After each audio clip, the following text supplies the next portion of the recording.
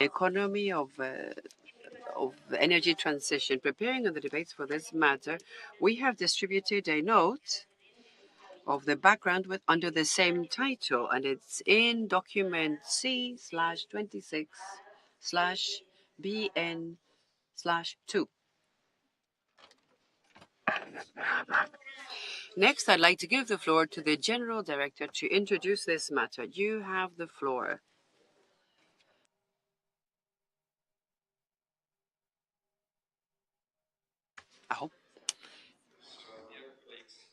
The transition to a renewable-based energy system carries significant socio-economic implications that demand our attention. Understanding this impact is essential for effective policy formulation to maximize benefits and minimize burden, and is critical for the effective management of transition, which requires buy-in and participation on a wide range of stakeholders, most notably citizens and community.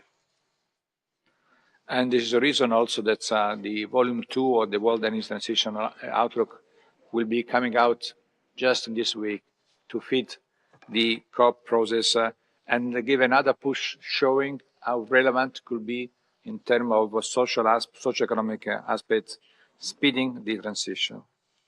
IRENA has been examining the implication of the energy transition for over a decade now. Our analysis have helped to put the consideration of the socio-economic footprint of the energy transition at the forefront of the global energy discourse and has shaped regional and national energy transition outlooks. IRENA's work on this important topic was conducted under the leadership and vision of the Director of KPFC, Rabia Farouki.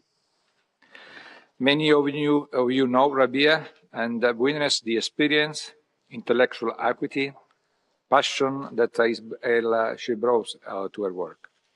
Rabia is fearless and known for introducing important topics, even if they may seem controversial at times, sometimes long before the world is ready to talk about them.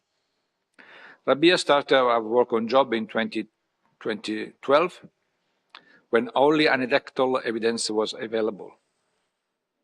Today, renewable energy jobs occupy a large space in discussions, and our work over the past decade has undoubtedly influenced the widespread attention to the topic we see today. Similarly, she started the work on gender when very few understood its relevance to the energy transition. And the work stream on measuring the socio-economic footprint of the transition that we have in Vito started in 2014, when Rabia pushed the boundaries and ventures into the area of fairness, equity, and justice. As many of you know, Rabia will be leaving IRENA at the end of this month. I'm sure that she will continue to contribute to the global transition with the same dedication and integrity she displayed over the past 12 years, and that she will continue to carry the voice of Global South in pursuit of an energy transition that can bring more equity and justice to underserved population. So before you go, Rabia, I would like to thank you for all you have done for the agency. And so you have the floor. Thank you so much, Director General. Thank you also very much for your trust and your guidance on the work that we've been doing. As you know, what IRENA tried to do over the past years is to think beyond technologies and try to understand how the development of renewable-based systems will impact economies and societies. And we consider it from different directions, mainly three directions. The impact of the transition on those which are today deeply intertwined with fossil fuels. Second, new possibilities for the development and access priorities that many countries have in this world. And finally, with the systemic and structural issues that can help use the energy transition as a means for a fairer, more inclusive and resilient economies and societies. So the upcoming second part, volume 2 of veto, is consolidating these aspects to support a much deeper understanding and proactive thinking about the ways in which we can course correct not only to get back to the 1.5-degree trajectory, but also to move towards greater equity. As we have shown you over the past days, the trends are overall positive globally, but decision-making needs to be guided by a much more nuanced understanding of the energy transition outcomes, and that at a much more granular level, because very often the global results that we give hide major disparities, which we'll see in a few minutes. More specifically, energy transition means different things for different countries and different regions, depending on the initial existing economic structures, the energy systems that they have, the resource endowments, the means of implementations, etc. So you see on the slide here that, yes, we're doing great things, and renewables is now representing 83% of electricity generation capacity additions in 2022, but you see how the curve has been improving constantly for the past 10 years or so. But we see immense disparity in regions, and that's the right-hand side of the slide. So, for example, renewables capacity per capita in Europe is 30 times as much as it is in Africa, where we all know that 600 million people lack access to energy.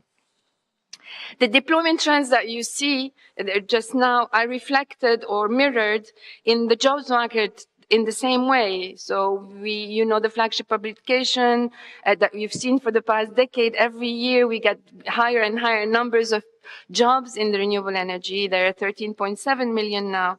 But again, highly concentrated in a handful of countries. And again, that's mirrored in the investments analysis that IRENA is doing. So this unequal capacity and concentration of jobs in a small number of markets reflects ultimately investment choices and policy choices. So we illustrate this point again, that there remains a huge disparity in investment flows across region in the slides that you see right now, where you see, for example, that in 2021, per capita investment in North America, excluding Mexico, were 57 times those of sub-Saharan Africa. And for Europe, it was 41 times higher. And compared to 2015, those ratios are worsening. So this is hugely concerning, and there is no hope of a global energy transition towards a 1.5-degree pathway without addressing the three pillars that the Director General emphasized over the past couple of days around infrastructure, policy, skills and institutional capacity in the global South. And this will not happen on its own, and with the private sector alone. Changing this predicament requires purposeful and proactive redesign of international cooperation and the underlying structures. So in an effort to understand how this paradigm could potentially change, IRENA has been evolving its socioeconomic analysis to provide more insights and more recommendation as to how we need to address this. We have, as you know, started with quantifying not only trends, but also future jobs, a GDP impact of the energy transition, and a welfare index. And those are integral part of the World Energy Transition Outlook. And the 2023 veto edition, the volume 2, will be released during the pre-COP at the end of next week. We will provide again numbers around jobs, around GDP, overall welfare, but we specifically focus on the difference between what countries currently plan, as you know, and their climate strategy, and what could be achieved with the 1.5 pathway. Just to repeat again, we know that countries derive the benefits they can derive from the transition is a result of their different starting points, context in terms of economic structure, resource endowment, existing capacities, capabilities, etc., which also strongly influence their ability to attract investment and create local value. But we have to go beyond this paradigm to really purposefully address energy transition outcome. And IRENA specifically focuses on how international cooperation in the form of financial flows, but also how progressive fiscal policy, differentiated carbon taxes, and wealth taxation influence both climate and equity outcomes. And it's very obvious through the results that you will see next week in the Veto Volume 2. So if well designed and planned, energy transition can be much more than just aligning with the 1.5 pathway and achieving universal access. Obviously, it cannot solve all global challenges, but the close interlinkages of the energy system with social and economic structure means that the redesigning of the energy system is that leverage point in terms of systemic change that can bring greater outcomes. I would like to just mention a few points about this holistic global policy framework that we've been promoting for a few years now at IRENA, and of course improving in terms of nuances, etc. Just to mention a few points, in terms of structural changes that go beyond technologies, we know that these are needed at the national, regional, and international level. This includes, as I said, well-designed industrial policies, skills assessment and education and training strategies, labor market policies, and community investment. And a particular attention is needed to be paid to transforming systems beyond just switching from fossil fuel to renewable energy. We really need to ask serious questions about the prevalent dominant economic model that promotes ceaseless economic growth on a planet with finite resources and increasingly stressed ecosystems, and one that has failed for decades to bring about universal well-being. As the Director General emphasized, deep changes are also needed to the international cooperation, the financial architecture, and to resourcing the transition. Right now, the majority of public investments are made from national sources with relatively little international collaboration in the form of financial flows. So just to remind you, bilateral and multilateral DFIs together provide less than 3% of global investment in 2020. Much of it is in the form of debt. Grants and concession loans amounted to just 1% of total renewable energy finance.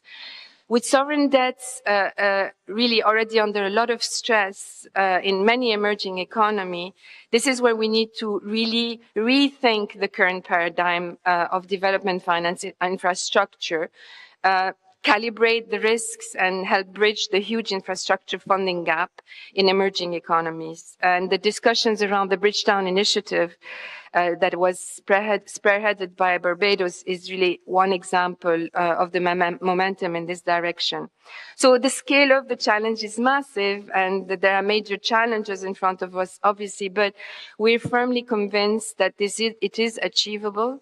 And just to come back to just one idea that we had presented under the guidance of the Director General when we did our post-COVID report is the idea of green deals. It's maybe ambitious proposal, but really an important one. And others have called for it, like the UN Environment or UNCTAD. And it has also been suggested recently in the global stocktake discussion as a green Marshall Plan. So as this conversation advances, IRENA will continue to provide thought leadership as it has over the past decade, and to basically use the energy transition as an avenue towards greater equity. Thank you very much.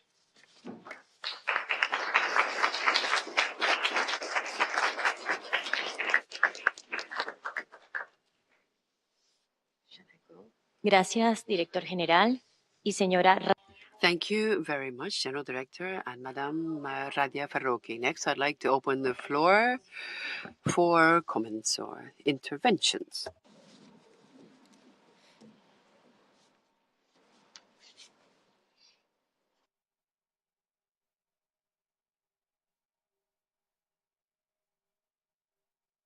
Cedo la palabra a Japón.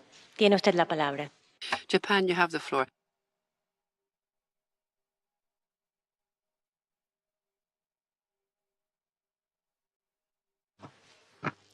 Thank you, Madam Chair.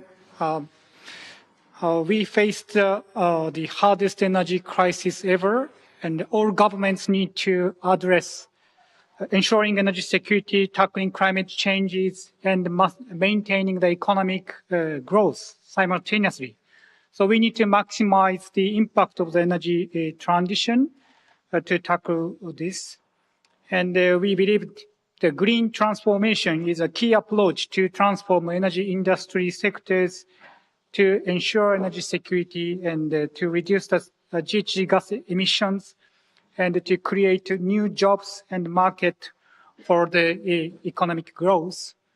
And in this regard, so the renewable energy is a critical element, and Japan has promoted the supporting scheme to collaborate between the local stakeholders. And for instance, so we have facilitated collaboration between the fisheries and the renewable energy developers in offshore wind installation site. And furthermore, we have provided the capacity building schemes to foster local engineering and to develop skilled workforce of the offshore wind in cooperation with the local universities. Through these efforts, so we have enhanced social economic aspects of the renewable energy, in particular the offshore wind. So they shared our experience on these topics. Thank you.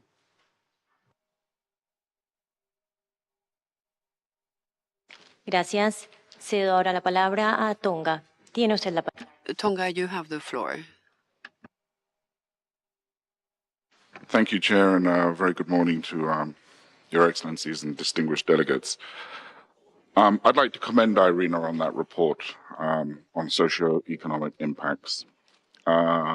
Renewable energy for the Kingdom of Tonga, and dare I say for the whole of the Pacific, is energy security. We have no access to natural resources other than the natural environment, which is of course, renewable energy. That is why it is at the forefront. But the socio-economic impact, so that all the member states here and distinguished delegates understand, is without this energy security, we have no other options other than renewable energy. We have no economic sustainability. And more importantly, we have no economic potential for development. So the impact of this socio-economic report and further studies on how it actually affects the Pacific, dare I say, is more important than issues relating to COP.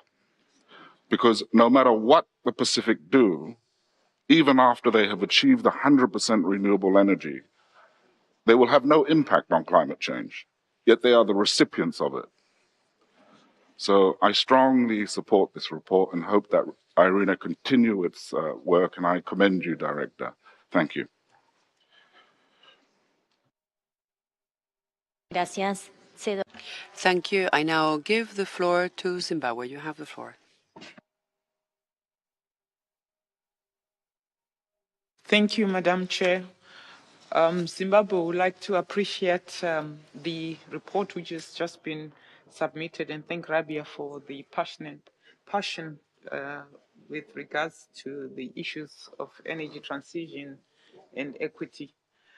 As a country which is developing and would like to transition, it's important to appreciate the report's highlights, especially regarding the disparities within the regions in terms of the increase in renewable energy investments and access to finance. I would like to reiterate the point that we cannot talk about a just transition without equitable access to finance at the same cost as the other developing nations.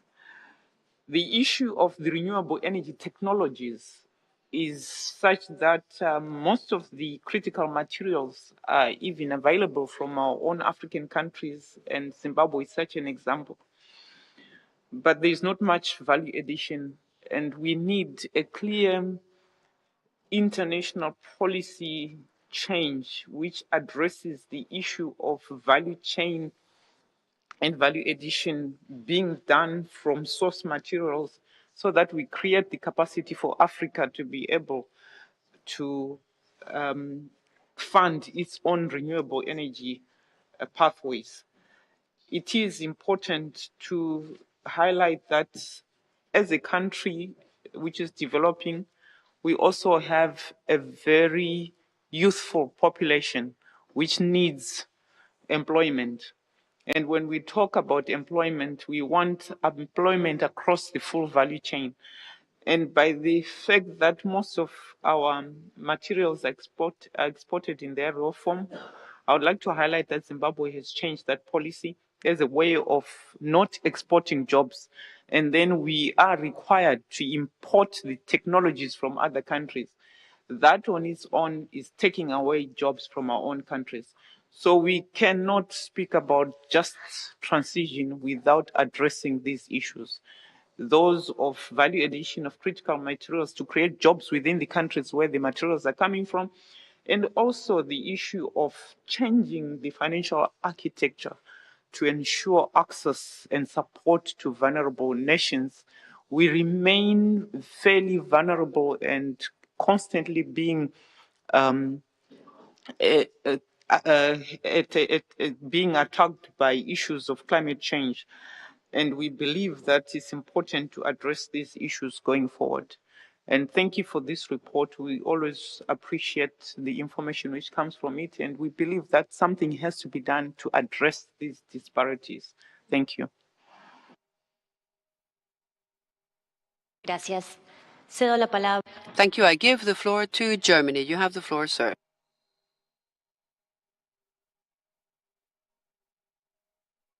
Thank you very much, Chair. First of all, a big thank you for the great report, and personally to you, Rabia, a big thank you for building this extremely important area of work within IRENA and pushing it to the forefront, and really bringing to all of our attention that the energy transition is not just a technical challenge, but that it's only going to work if all the societal aspects also fall in place, and this transition is attractive for all, nationally and internationally, from all the different aspects of, well, of course, climate protection, but also access, jobs, wealth creation, and a fair distribution. You leave a huge legacy, and this has to remain at the absolute core of the work that IRENA is doing. On the substance, well, I think we can underline everything you have said. Fair transition is central to Germany, both in at the national level, as we're phasing out coal, and making sure that the areas affected by that have a positive perspective and a positive stake in the energy transition, and also by making sure that individual citizens have a stake by making millions of citizens prosumers with their own solar installations, and really to drive this message home to everybody that there's something positive, something good in this transition for everybody. And the same holds true for our international cooperation. With a big range in the portfolio, especially by colleagues in the Ministry of Economic Development, the Just Energy Transition Partnerships, I think are one channel I want to mention here. And I think just to give a number to make sure that Germany puts money behind our words, I think perhaps it's worth mentioning, we made a commitment to increase our climate finance to 6 billion euros per year by 2025, a huge portion of which goes to energy-related projects, of course. And we're very happy to announce that actually looking at the numbers for 2022, we already achieved that and exceeded that target last year, meaning 3 years earlier than originally pledged. Thank you. Gracias. Cedo la palabra. Thank you very much. I give the floor to Spain. You have the floor. Thank you.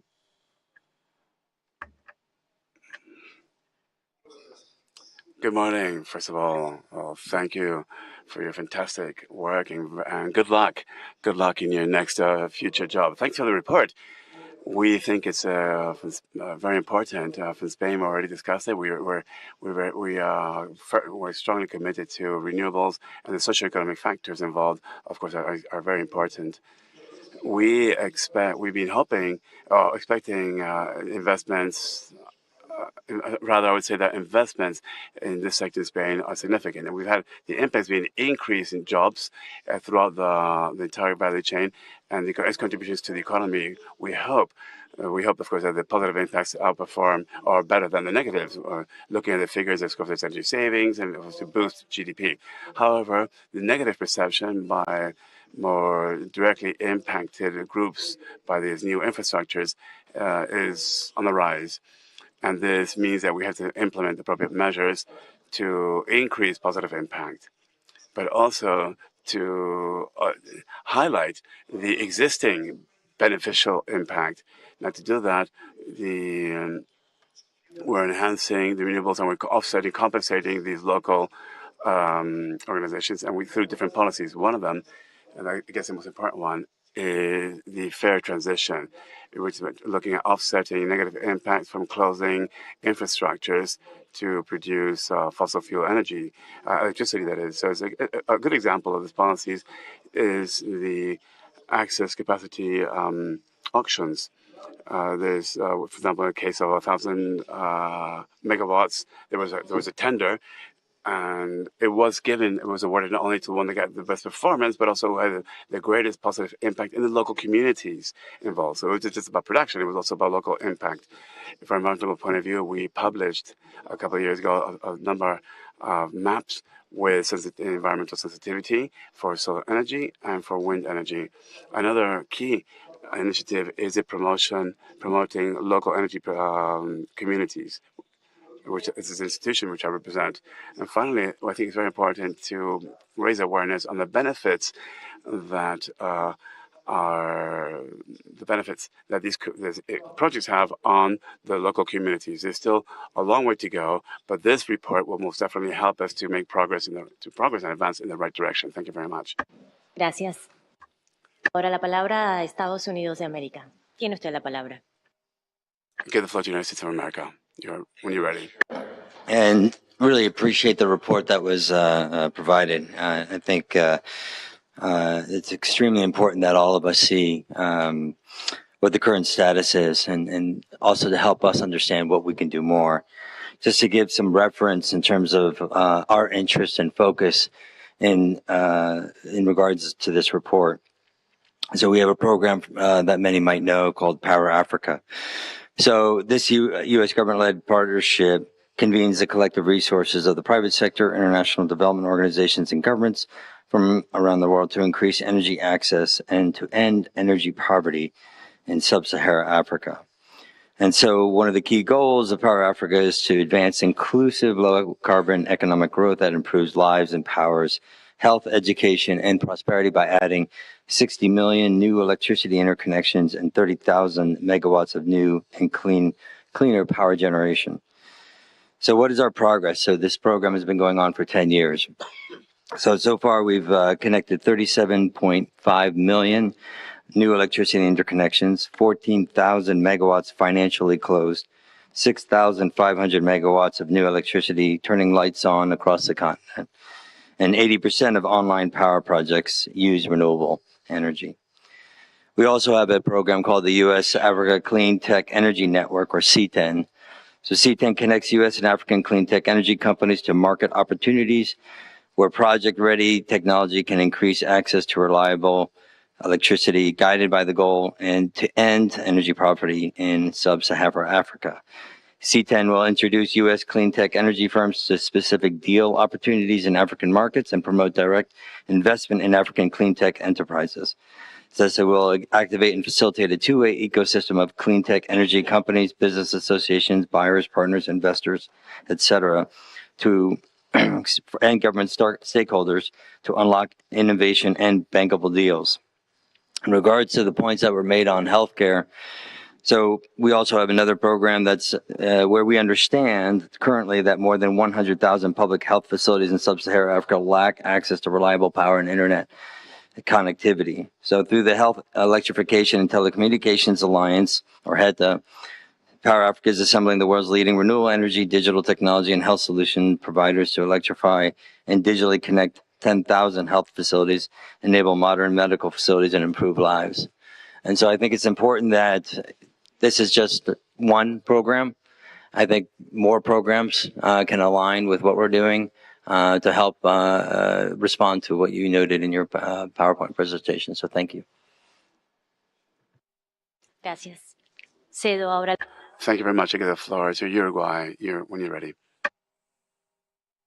Muchas gracias.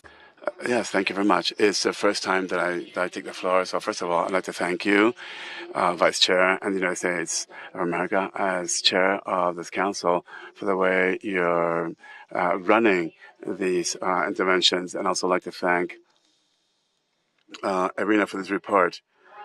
Uruguay would like to state that this approach of renewables has boosted direct and indirect employment in the construction and running of the plants, as well as development of new technologies. So it'd be very positive for our economy. Energy transition has also enabled us to reduce the cost of supply significantly, in fact, and we've also generated new income for the country as a result of exporting electricity to the region. In April of the current year, we made the first economic impact assessment of introducing renewable energy programs at large scale. And the Basel study was to look at the cost of demand, average cost for the period 2011-2017, before we introduced renewables, and we compared it with the period 2015-2021. That was after we introduced renewables. When we looked at both periods, the CATL dropped by 30%. If we look at also revenues from exporting surplus, and we look at also the internal demand, we've had an increase of 40% in real terms. With regards to the impact on electricity tariffs, the assessment shows that they dropped between 6 to 10% in real terms. In addition, as far as the decrease in the simple tariff was about 30%, so that really helping individuals and families. So in Uruguay, we've made significant progress in having synergies among the three pillars of sustainability: the social, economic, and environmental impact. After introducing renewable energies, thank you very much. Gracias. Thank you very much. I give the floor to Uganda.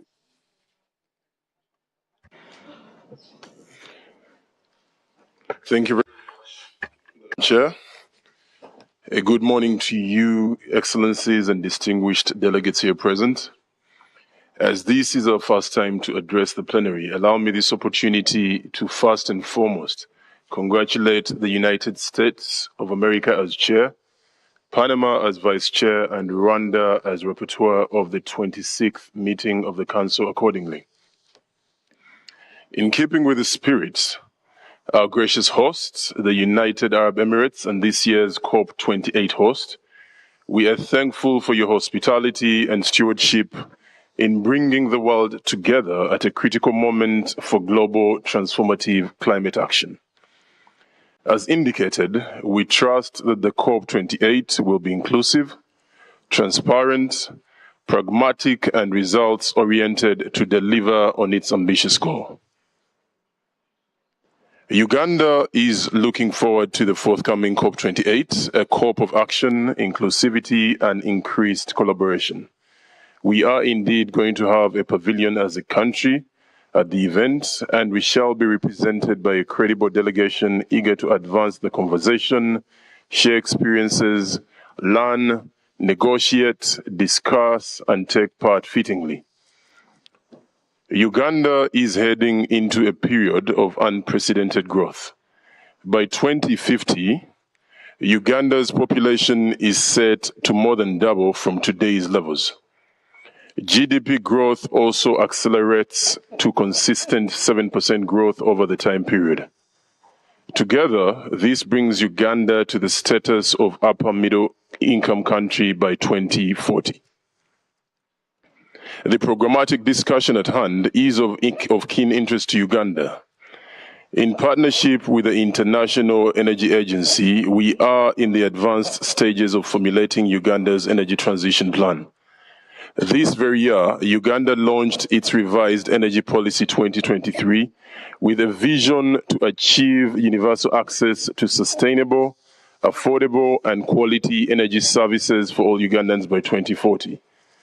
The attendant revised Uganda generation strategy is in the final stages with an ambition of realizing an installed generation capacity sufficient to service a projected electricity demand of 52,481 megawatts. This demand and the corresponding generation strategy or profile are largely driven by the need to transition from biomass, which accounts for 88% of the current Uganda energy mix. It's also driven by Uganda's industrialization agenda and the overall transition to clean energy for several services. The aforementioned ongoing efforts, modeling, related interventions, targets, outputs, and outcomes stand to authoritatively feed into the world energy outlook, and certainly the interests and discussions at this stage informing IRENA's actions accordingly. The Uganda Energy Transition Plan is being developed to ensure the energy system can support a growing and developing Uganda, but not only just Uganda, but the region as well. The transition plan therefore stands to plan for energy systems needed to support Uganda's rapid economic development. It stands to articulate a realistic yet ambitious scenario for providing universal access to electricity and clean cooking in line with SDG 7. It stands to provide the groundwork for Uganda to carry out an integrated energy resource master plan in the subsequent years. It stands to serve as a tool to engage with international actors on Uganda's energy needs related to development, energy security, managing affordability, and mitigating green gas emissions. And finally, the Uganda's energy transition plan stands to inform conversations on unlocking more finance, especially in the context of just energy transition partnerships, or similar policy tools at the COP28 and other relevant platforms and fora. Alongside economic growth, Uganda's energy transition plan is aiming for achieving universal access to electricity and clean cooking by 2030. Even after 2030, continued efforts shall be needed to provide consumers with more modern, more reliable, and more robust energy services at a low cost.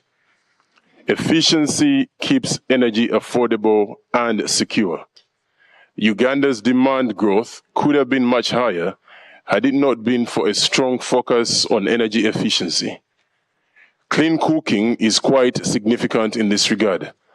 as the switch away from inefficiently burning wood or charcoal over open fires drastically reduces energy demand.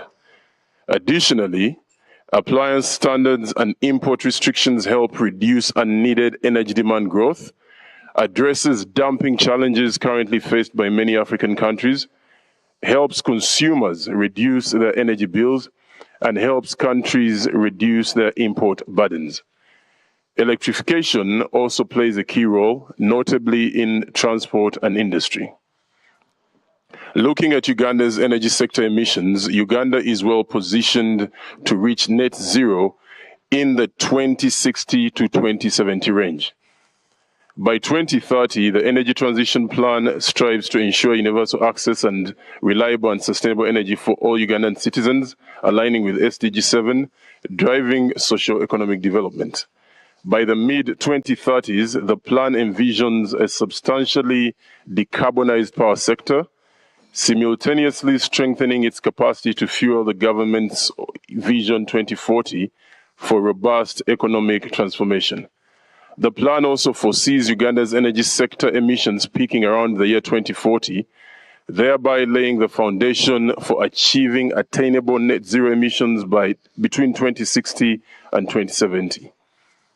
The acceleration of renewable energy development, therefore, and overall pace of energy transition, as well noted, is not solely reliant on technological innovation. The need to ensure individuals and communities experience tangible and positive outcomes from the shift cannot be overemphasized and requires dedicated, deliberate, and delicate consideration if we are to sustainably and justly realize the energy transition for our respective nations. A number of key aspects need to be taken into account, particularly in terms of proactive policy formulation to create an enabling and a catalytic environment to maximize the benefits and minimize the burdens of the energy transition. We are pleased to note and appreciate that these priorities are aligned with IRENA's, be it being access to finance and energy transition investments, capacity building to ensure a skilled and diverse renewable energy workforce, access and livelihoods, energy security and resiliency, physical infrastructure, and innovation, technology development, and transfer. It is imperative that the pathways advanced take the aforementioned into account in a contextually appropriate manner, paying close attention and with due consideration to cultural aspects, regional norms, geographical peculiarities and politics, competitive advantages, and cross-boundary resources. Leaving no one behind will therefore require a holistic, inclusive approach and attendant mechanisms in assessing, designing, implementing, monitoring, reporting, verifying, and evaluating just energy transition pillar interventions to unlock the full potential of clean energy for the betterment of societies, economies, and the planet. The role of strategic partnerships and effective collaboration is key and vital. Platforms such as this are therefore immensely valued and should be judiciously leveraged. The IRENA, since its inception, has provided support at the global and regional level on a range of issues relating to renewable energy. Uganda, por favor. Uganda were definite. Accelerator platform established to mobilize capital from global financial institutions to expedite the implementation of renewable energy projects and to accelerate the energy transition in developing countries. The Africa Clean Energy Corridor Initiative to accelerate the development of renewable energy potential and cross-border trade for renewable power within the East African Power Pool and South African Power Pool. The recently launched Accelerated Partnership for Africa to support African countries that have high ambition for renewable energy deployment to transform their energy systems and advance green industrialization, to mention but a few. We are truly appreciative of all these efforts and thankful. Uganda wishes to commit to tripling and possibly even more, given our resource potential, its renewable energy, and doubling the energy efficiency efforts by 2030. Thank you. Gracias. Cedo la palabra a Canadá. Tiene usted. I give the floor to Canada when you're ready. Thank you. Thank you, Chair. And thank you again to Irina for providing the analysis for this important area. Canada is a country rich in natural resources. Over the last number of decades, this has provided significant opportunities in supporting a labor force within the fossil fuel industry. The transition to the new opportunities provided from the net zero energy transition are certainly going to open up new opportunities. Canada recognizes this and wants to take steps to prepare our workforce, our companies, our communities to shift to a low carbon economy.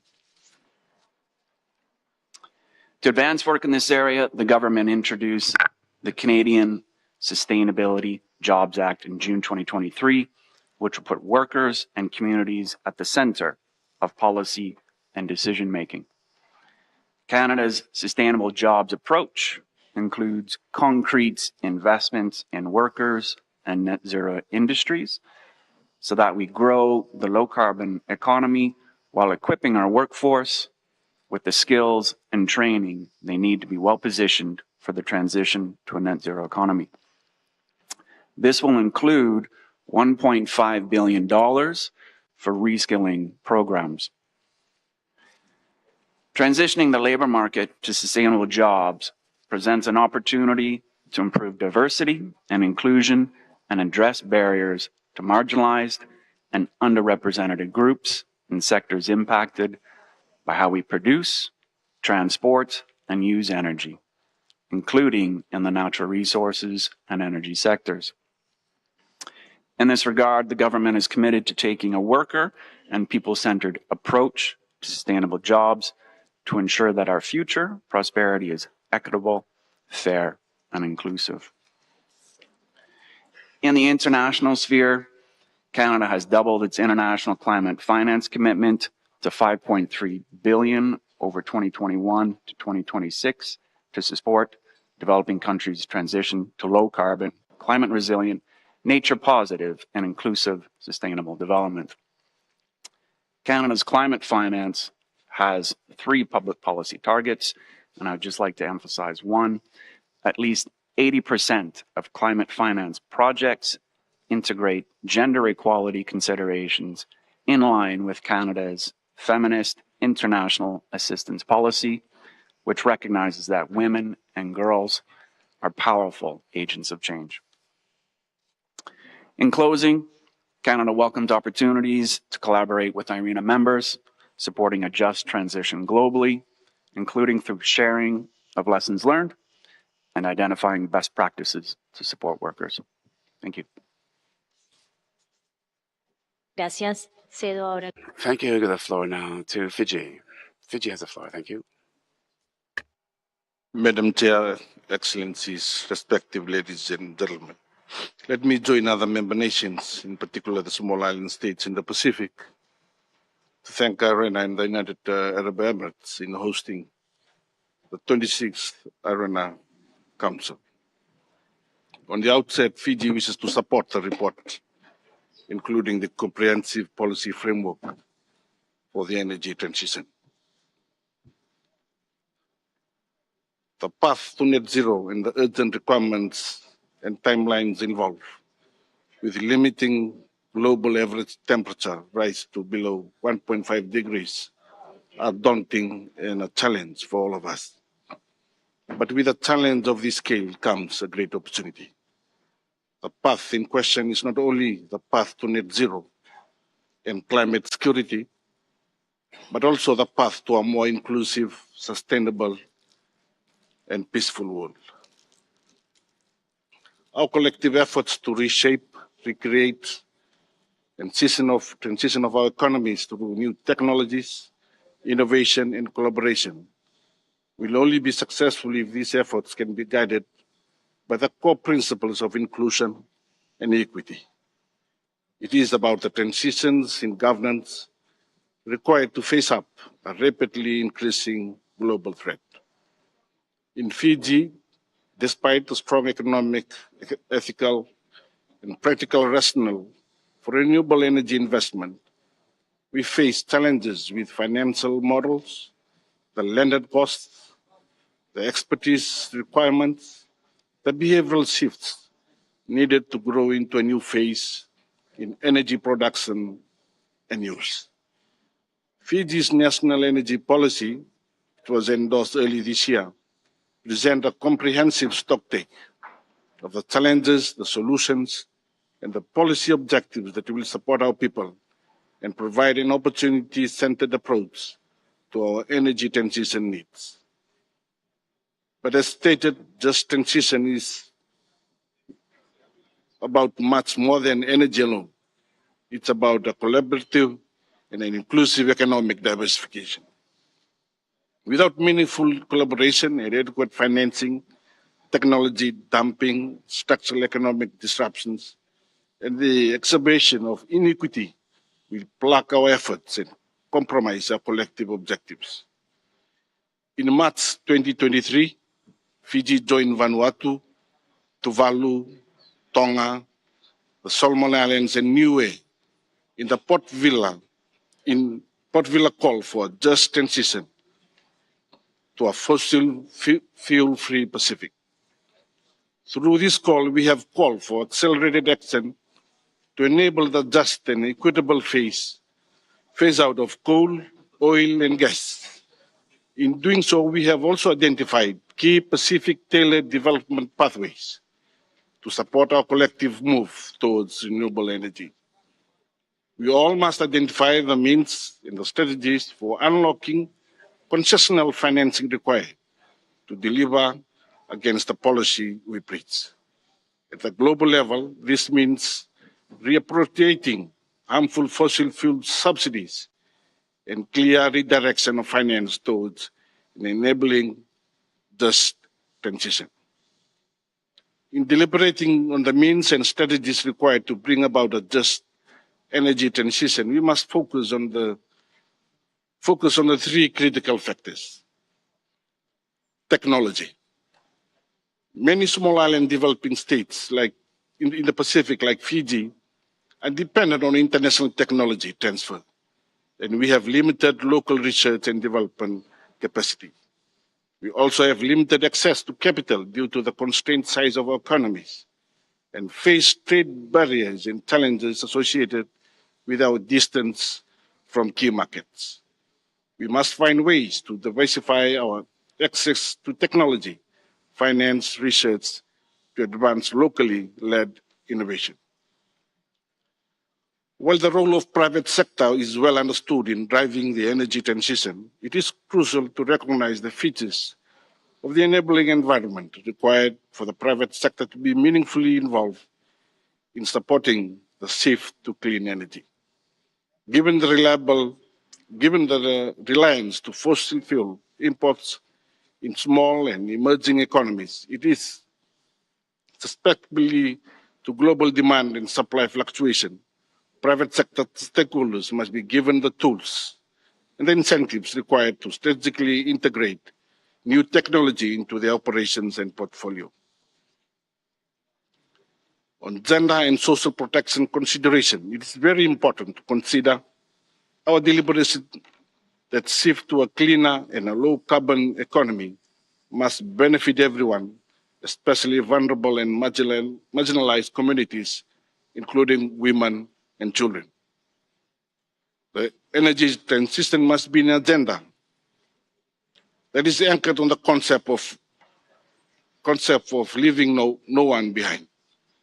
Let us translate this ambition into action by working together to enable national, regional, and global energy transitions that are built on principles of inclusion, equity, and enabled by partnership, innovation, and good governance. If we do so, a triple win for our people's economies and environment is within reach. Thank you, Madam Chair. Gracias. Cedo ahora la palabra. Thank you. I now give the floor to the United Kingdom. You have the floor. And Director, best of luck in your future role following your tenure in IRENA. Irina have specifically asked for comment on developing a just transition for workers, so we're happy to provide a comment on this from the UK perspective. So as many will know, the UK's legally binding net zero and renewable energy goals depend on the UK having the right workforce with the right skills, with the appropriate capacity and in the right locations. In the next 30 years, the net zero transition will drive opportunities for job creation, and with existing occupations set to evolve as the UK economy decarbonises. It will be important to manage this shift, with the parts of the economy requiring the greatest transition often among the lowest productivity areas of the UK. Delivering a renewable energy workforce is a joint government, industry and education sector endeavour, which is why the government set up the Green Jobs Delivery Group, and this targets the areas of the UK that need them most. The joint public and private sector delivery group aims to prepare the existing workforce for our renewable energy future and boost the pipeline of skilled workers via green apprenticeships and specific funding for green skills boot camps, which totals £3.8 billion. It is estimated that since November 2020, over 80,000 green jobs are currently supported or in the pipeline across the UK economy as a result of new government policies and spending. Our ambitions could support up to 480,000 jobs in 2030, but we are continually looking for opportunities to work with our international counterparts, both bilaterally and multilaterally, to export our energy transition skills and experience to areas of the world that require them most. To this end, the UK is supporting a number of just energy transition partnerships to bring together a critical mass of development, private and domestic finance stakeholders to support a just and inclusive transition and equitable transition for affected communities. This includes building up the knowledge, skills and experience to empower countries to drive their own renewable energy future. As many will know, in September of this year, the UK announced it will provide $2 billion to the Green Climate Fund, which is the single biggest funding commitment the UK has ever made to help the world tackle climate change, to support developing countries and communities to reduce emissions and adapt to the new skills demands brought about by the renewable energy transition. Again, on international finance, we continue to listen to the concerns of our international partners, with only 12% of SDGs on track, noting countries are facing various shocks, including inflation, conflict, and climate impacts. We strongly support the aims of the Bridgetown Agenda and strive to unlock more finance from international financial institutions. We are also committed to our UK Partnering for Accelerated Climate Transition programme, the UK PACT programme, and we welcome Irina's effective role in supporting government and industry collaboration in the wider skills transition. So, as always, the UK stands ready to support this mission globally, and we're firm believers that effective international partnerships will support a just transition and the provision of the right skills and in the right locations. Thank you. Gracias. Si no hay más comentarios. If there are no more comments, I'd like to give the floor to the General Director so that he can give some comments about, general comments about what has been talked about. Few words, and I think as we had a good discussion on the basis of the presentation. Thanks for the appreciation of the work of Irina on socio-economic. Naturally, we will continue to work on this. I don't know how many of you we were in the General Assembly when I was re-elected for my second term, where I make clear that I wish to focus and try to be as effective as possible in the contribution that Irina may play in reducing the existing inequalities around the world. I think our common efforts with the APRA initiative is a big step on this respect, as others that we are conducting in many areas. I think the discussion also gave the chance for a country to present their own experience domestically, also in the area of cooperation. And again, I invite you during the lunch break to have a possibility to have an exchange of your experience, try perhaps with a common proposal to put to your attention. Also, other way we can work better. So thanks for all your contribution to the discussion. We took notes of everything we have said, I'm sure, and we come back to this. Thank you, Madam Chair. Back to you.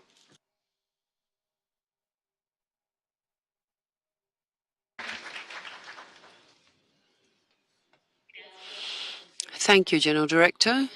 With this, we conclude the consideration of point number 7 of the agenda. Distinguished colleagues, we have reached the end of our morning session. When we come back in an hour and a half, we will start again with the agenda. And before we finish this session, I'd like to inform the delegations that there will be a parallel event taking place on inflation of renewable costs. Is it a risk that will remain, or is it disappearing? And this starts at 1 o'clock. We will have a light lunch in the meeting room called Oasis for all participants. Lunch for all of the delegates will be served in the restaurant called Flavors on the first floor. Those delegations that are participating virtually have a lovely lunch and rest. The session is adjourned and we will be back at 2:30. Thank you. I will thank you for your punctuality.